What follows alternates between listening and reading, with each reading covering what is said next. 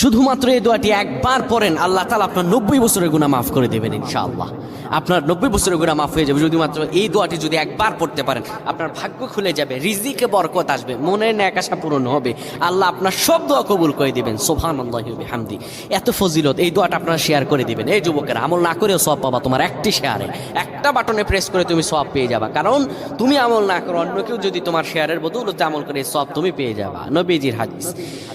আমার ভাইয়েরা, আল্লাহর কাছে দোয়া করা, আল্লাহর কাছে দোয়া চাওয়া, এটি হলো মুমিনদের কাজ। আমার আল্লাহ বান্দাকে বলেন, বান্দারে উদউনি আস্তাজিব লাকুম, আমার কাছে চাও, আমার কাছে চাইলে আমি আল্লাহ তোমাকে দিয়ে দিব। কেউ যদি একবারে দোয়াটি পড়তে পারে, দোয়াটি হলো রব্বি ইন্নী যালামতু নাফসি ফাগফিরলি। কেউ যদি এই দোয়াটা একবার পড়তে পারে, আমার আল্লাহ তাআলা তার